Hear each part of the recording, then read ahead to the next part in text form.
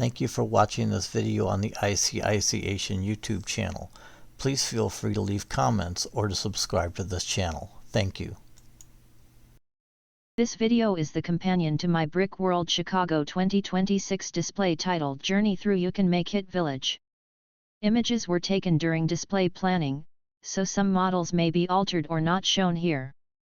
Ukanmakit Village is all about the different levels of building with Lego elements, often called pieces, and the concepts which can help you make whatever you want to.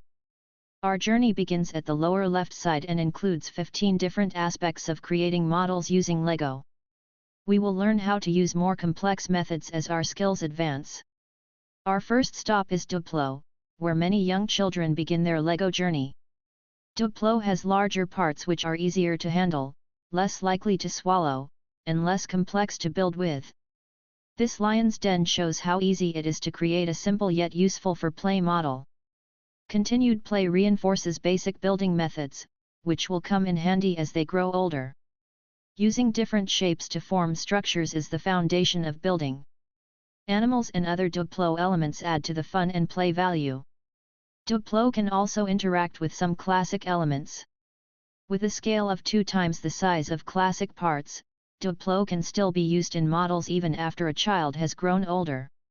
Our second stop shows some of my kits, which are small models like Lego poly bag sets. Simple sets with instructions teaches concepts in a practical way, often with creative ways of doing things. This is usually a good way for beginners to start as the models can be useful but not overwhelming to tackle. I have used these at library workshops to demonstrate various building techniques. My kits include gazebo, smiley, cactus, bowtie, giraffe, mini golf, and portable restroom. The cup-a-net is a sliding drawer with a cup as a drawer handle. At the third stop we learn how to use various shapes to make scenes and structures. We can experiment with our own small builds. Experimenting with different elements and ideas helps us to develop plans for our creation. We also learn that math can be a very important tool for calculating distances, heights, scaling, and relationships. Good basic math skills greatly improves the ability to build unique creations. Lego element dimensions are based in millimeters. My small builds include lighthouse, shed, shelter, and water tower. The fourth stop says that Lego is not just about structures. Scenery can be just as important as buildings. We can create roads, gardens, parks, and streams to enhance the look of a model. A good example is a stream. These can be as simple as placing blue plates in a path or as complex as creating riverbeds and using different shades to simulate the water. A simple waterfall can be built by placing plates vertically upward. Anchor the bottom to a base and the top to a structure on a raised surface. Elements with side knobs are great for this purpose. The waterfall shown will have a pond as its base and the top will connect to a stream on an upper level table about 15 inches above. Shown also is the bracing on the back of the waterfall plates for strength. Additional bracing will be on the front in the form of tiles with different shades for a water effect. Our fifth stop shows the basics of creating a vehicle. Oops Auto Body has several vehicles in various levels of completion and a storage unit showing basic vehicle parts. What we use to create a vehicle varies based on what the vehicle does or looks like. Often the biggest challenge is to obtain matching rims and tires, since Lego offers so many styles. For this reason I frequently buy a Lego set which has the wheels I want so I do not have to guess with what to order. The vehicle chassis is also important as it is the foundation of the model. The size of the chassis often depends on what needs to be inside of the vehicle. I typically build wider chassis than most Lego sets so there is more room inside for items or access. Also notice the van on the lift for repair. We can use hinges to alter the direction of some parts of a model or use less sturdy connections to make parts detach more easily. Our sixth area is more playful. We can use hinges, swivels, string, chains, and clips to create models with movement, like a playground has. These combine basic building theory with mechanical skills. The 2 merry-go-rounds use a swivel, or turntable, to allow motion. The seesaw uses an axle as a pivot point which allows the plank to freely rotate. The mini and large Ferris wheels use Technic frictionless pins to support them while allowing them to move. The swings are simply hung from a frame with chains, just like how a real swing set works. Neither the slides nor monkey bars actually move, but rather allow movement of objects on them. Although Lego makes actual slide elements, a slide can easily be created using tiles, elements with a smooth top. Minifigs gripping the monkey bars can be posed as their grip is loose enough to allow for some movement. With the knowledge we have so far, the 7th stop lets us take building to a new level. Shown here is a sub shop and laundry business with stairs and a patio area on the roof. Creating a structure does not have to be complex but usually requires more planning and parts than what we have seen previously on our journey. We must consider what will be inside and how much room we need for the contents. If our structure has a roof, we need to figure out how high it needs to be so we can build the walls. We also need to consider a floor plan and where any doors or windows will be. Planning before we start building can save time in the long run. The structure base size was calculated after a design for the sub shop and laundry floor plans were completed. The floor plan included the space for appliances, counters, seating area, stairs, and walkways. Roof height was determined based on the height of the windows, door, and stairs. The revolving door is simply 4 curved windows on a circular plate with a small turntable at the bottom and top. The roof skylights are horizontally mounted windows which are anchored to the back wall using elements with side knobs and resting on the front wall. The size of the skylight windows was calculated using the depth of the structure base. There are many different ways to create a structure. This makes it both a challenging and a fun project. Our 8th stop shows a stadium with a retractable roof. There is less detail inside as the focus is on the concepts for the roof operation. The retractable roof uses 4 panels neatly stacked at the back when the roof is open. Each panel can slide forward using a rail plate, Lego design number 4510, and a grooved brick wall, Lego design number 2653, as the rail slides in the groove cutout. The movement of the panels is limited by using fewer groove bricks for each lower plate. Thus the bottom plate can only travel 1/4 of the roof length, the panel above only halfway, and so on. Panels can be moved individually, but only as far as they are allowed to travel. Experimenting is educational and fun. Try making a fan-style retractable roof using wing-shaped elements. Our 9th stop is the loading dock, an outside warehouse. Although this is not as complex as the buildings we just saw, this style of structure offers more play opportunities as there are fewer restrictions of movement due to walls. It also offers more options as we can put whatever we want onto the pallets.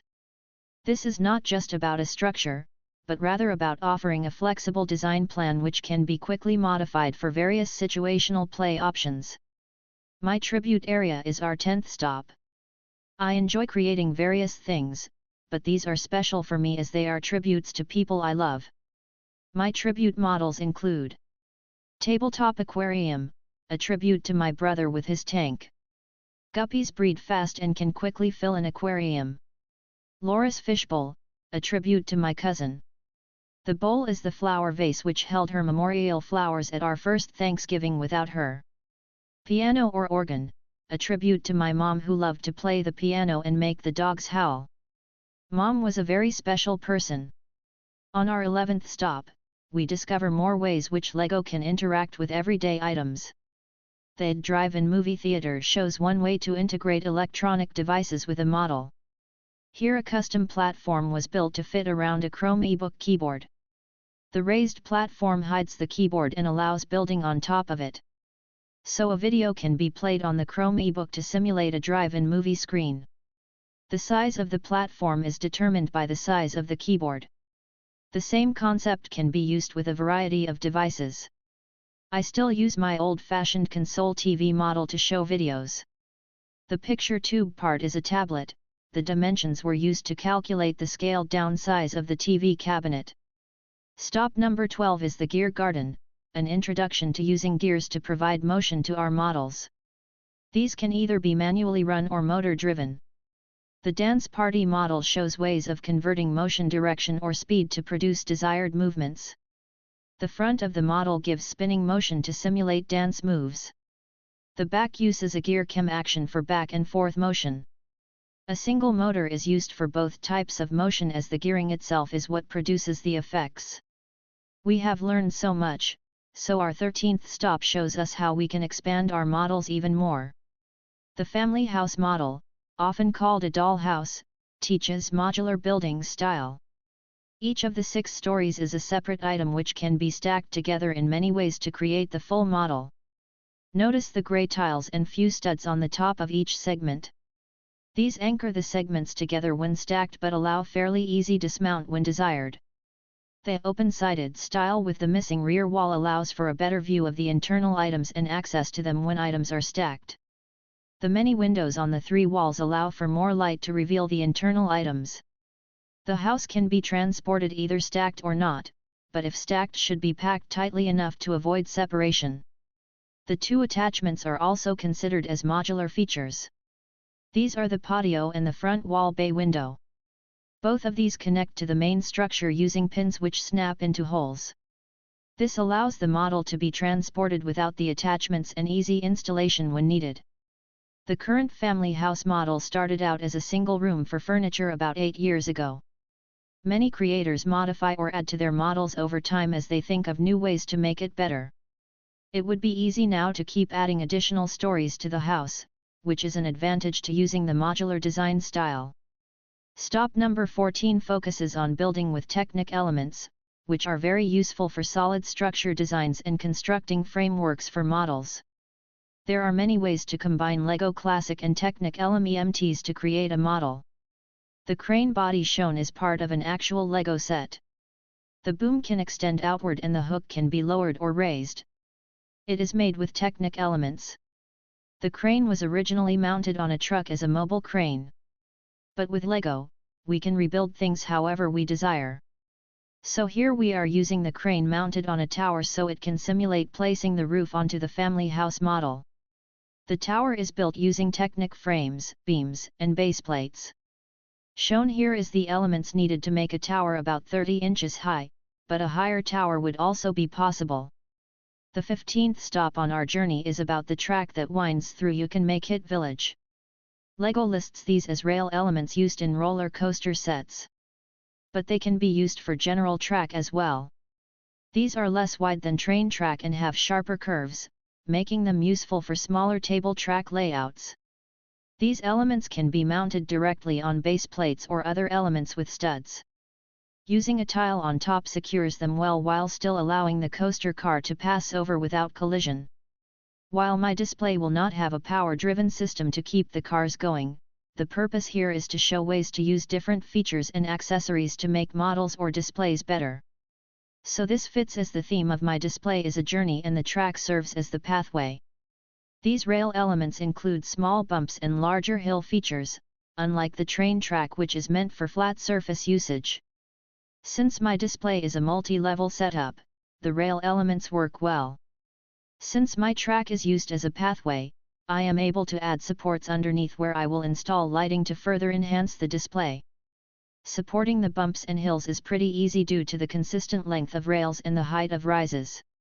Because the rails use the same stud-based connection system as other elements, they assist in the support structure. In this case the track is mostly just extra scenery in the themed display. But as we learned earlier, scenery can be an important part of a model.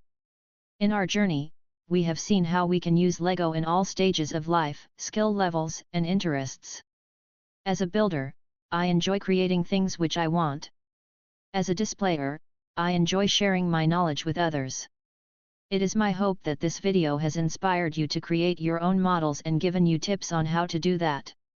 The best advice I can give you is to build at your own pace and skill level. Your models are a reflection of your personality, which gives them a unique and personal touch.